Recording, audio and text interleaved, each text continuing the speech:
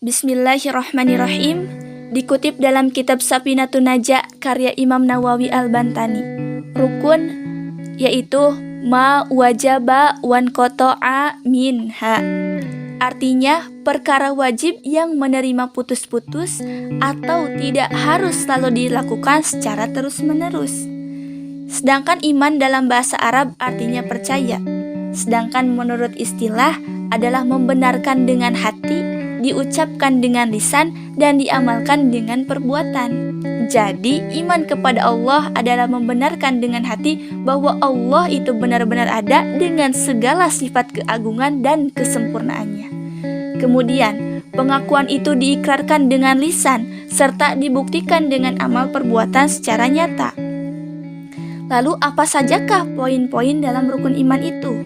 Yang pertama, iman kepada Allah, yaitu percaya bahwa Allah lah Tuhan yang Maha Esa, Tuhan yang mawujud, yang wajib ditaati perintah dan larangannya, serta tiada Tuhan selain Allah. Yang kedua, yaitu iman kepada malaikat-malaikat Allah. Yang ketiga, iman kepada kitab-kitabnya Allah, bahwa kitab-kitab yang telah Allah berikan kepada Nabi dan Rasul adalah kitab yang berasal dari Allah. Yang keempat, yaitu iman kepada Rasul-Rasul Allah. Bahkan dalam kitab Riyadul Badi'ah, jumlah Rasul itu adalah 313. Yang kelima, iman kepada hari kiamat. Yakin bahwa hari kiamat itu benar-benar akan datang, bukanlah cerita semata, bukanlah karangan. Yang keenam, yaitu iman kepada qada dan qadar, yaitu beriman bahwa setiap baik dan buruknya takdir, bahwa takdir tersebut merupakan pemberian terbaik dari Allah. Sekarang rukun Islam. Menurut lugat, al-Islam berasal dari kata aslama, artinya patuh, menyerah, tunduk. Orang yang tunduk, patuh terhadap aturan Allah disebut muslimin. Kumpulan muslim yang terikat dengan aturan atau syariat Islam disebut al-muslimun. Menurut syar'i, al-Islam adalah dinullah atau agama Allah yang diturunkan melalui wahyu Allah kepada nabinya dengan melalui perantara malaikatnya, sebagaimana aturan hidup manusia untuk keselamatan dunia dan akhirat. Lalu poin dari rukun Islam yang pertama yaitu mengucapkan 2 kalimat syahadat. Mengucapkan 2 kalimat syahadat ini sangat penting karena dengan mengucapkan 2 kalimat syahadat ini seseorang bisa disebut muslimin. Akan tetapi dalam kitab Syahadatain karya Kyai Haji Khair Afandi Manonjaya, syahadat terbagi 2. Yang pertama syahadat syar'an, yaitu kadar mengucapkan kalimat syahadatain tanpa menilai tekadnya. Maka syahadat syar'an ini memiliki manfaat, yaitu bisa disebut mukminin dalam hukum dunia, seperti halal menyembelih hewan, halal menikah dengan sesama muslim, dan halal menerima waris. Dan dalam syahadat syar'an terdapat pembatalan dohir dan dalam pelafalan syahadat tersebut. Syahadat syar'an akan batal ketika seseorang tersebut murtad atau menyekutukan Allah, seperti sengaja masuk ke gereja atau menyembah patung. Nah, tapi jika menginginkan keridhaan Allah dan menginginkan akhirat, maka syahadat syar'an saja jelas tidak cukup, tapi harus dengan munjinnya, yaitu syahadat yang kedua.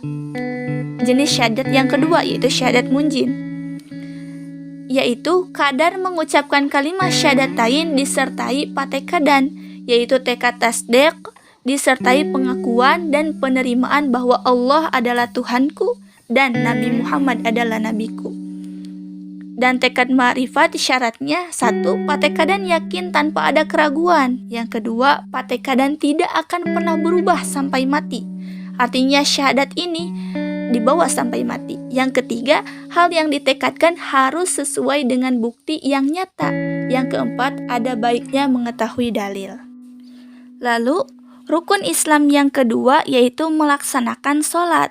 Sholat itu wajib bagi seluruh umat muslim, terutamanya mukmin, karena sholat merupakan tiang agama. Sesuai dengan hadis Nabi Shallallahu Alaihi Wasallam, as-salatu imaduddin, salat adalah tiang agama. Yang ketiga yaitu membayar zakat. Yang keempat melaksanakan puasa di bulan Ramadan.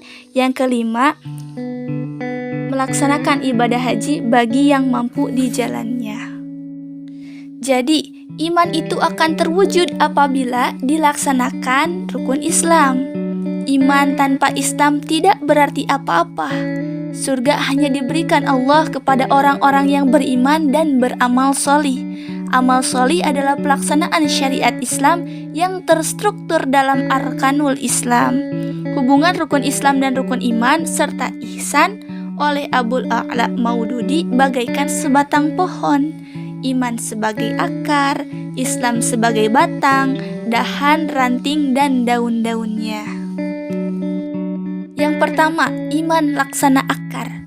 Akar selain berfungsi sebagai penyerap air dan mineral untuk kebutuhan pertumbuhan pohon, juga sebagai penguat dan pengikat. Dengan adanya akar ini, pohon tersebut dapat berdiri tegak dan kokoh. Akar tidak nampak di permukaan, tapi akarlah yang menyebabkan pohon itu dapat berdiri. Akar pula lah yang pertama muncul dari biji apabila mau tumbuh. Yang kedua, Islam sebagai batang. Batang yang terdiri dari dahan dan daun-daunan berfungsi untuk menyuplai dan mengolah makanan untuk disalurkan kepada seluruh organ. Batang dan daun merupakan perwujudan pohon itu sendiri yang dapat dilihat dan yang membedakan dengan pohon lainnya. Yang dapat membedakan antara pohon duren dan pohon mangga adalah batang dan daun-daunnya tersebut. Seseorang disebut muslim karena telah melaksanakan syariat Islam. Perbedaan muslim dan non-muslim adalah pelaksanaan syariat agamanya. Yang ketiga, ihsan sebagai buah. Buah adalah hasil dari suatu proses.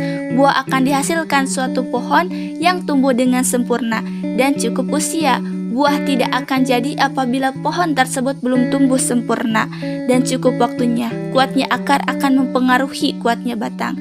Sempurnanya batang akan mempengaruhi tumbuhnya buah.